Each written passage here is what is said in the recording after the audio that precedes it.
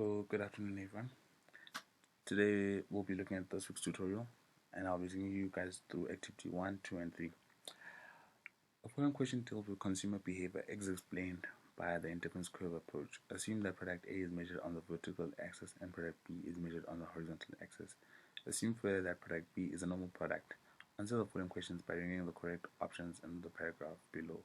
A decrease in the price of product B set with purpose will result in a higher or lower or unchanged total level of utility.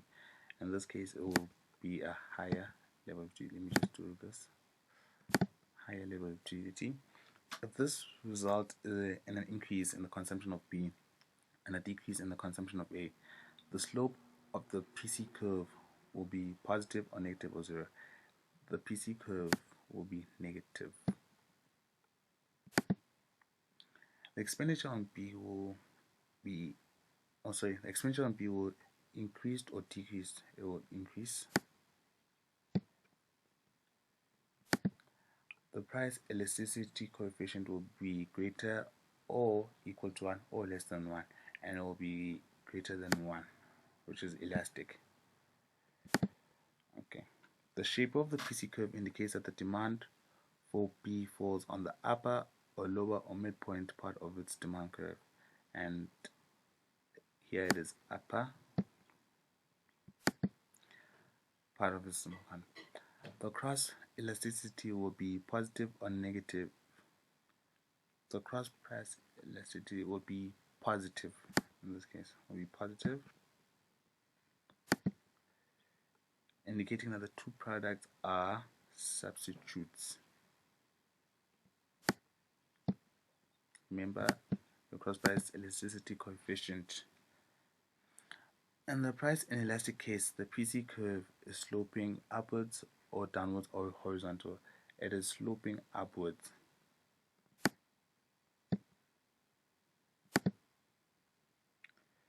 And the price elasticity coefficient will be greater or equal or less than 1. It will be less than 1 in this case.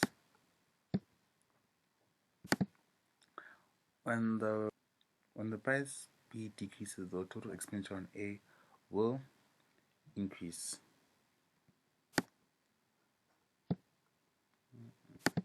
Remember, it's an inelastic case. In this case, cross elasticity will be negative or positive. It will be negative, indicating that the two products concerned are complements or substitutes. In here, it means they are complements. And that is activity 1.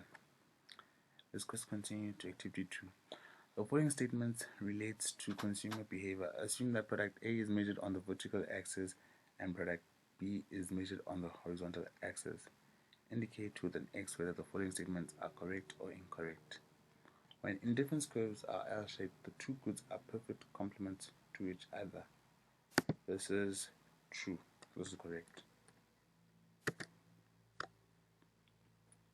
The optimal combination of goods for consumers to purchase is where price of B over price of A is equal to marginal utility of B over marginal utility of A, and this is correct.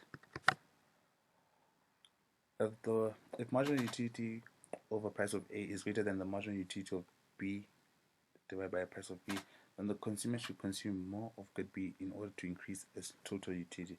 This is incorrect.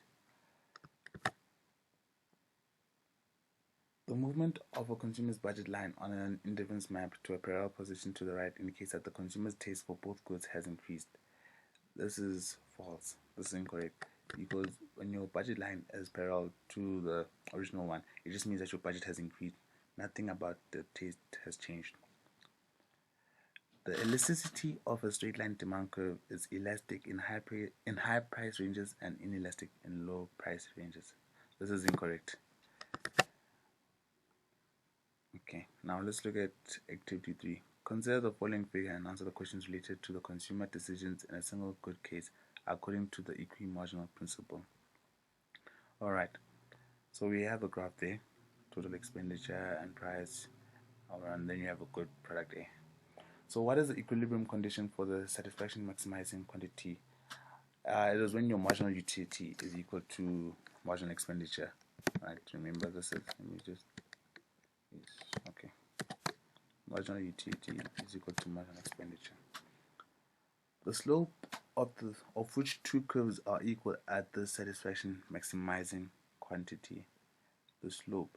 So we say marginal utility is equal to marginal expenditure. So it will be at this point at Q2, right? So at Q2. So which slopes are equal? So at this point, our TT is tangent to our total utility, and then we have the total expenditure curve there. So at this point, the slope, as you know, it is going to be, it's equal as it is parallel to your total expenditure. So they have the same slope. So total utility is equal to total expenditure. Okay, so let me just on which range of the marginal utility curve will the satisfaction maximizing quantity lie? On which range of the marginal utility curve will the satisfaction maximizing quantity lie? Will it be downward, upward sloping, downward sloping, or maximum point or 0 point? So we said our marginal utility is equal to marginal expenditure, and as you can see, it is part of on our marginal utility curve. It is on the downward sloping part, so it is the downward sloping. Let me just highlight this here. So it is the downward sloping. And then the fourth question: in this case, the price is equal to marginal expenditure. In which markets is this product sold? This is perfect competition. If the price of product A decreases, between which two quantities will the satisfaction maximizing quantity lie? So the price of product A decreases. When the price decreases, our new condition will be between Q2 and Q3. So it's Q2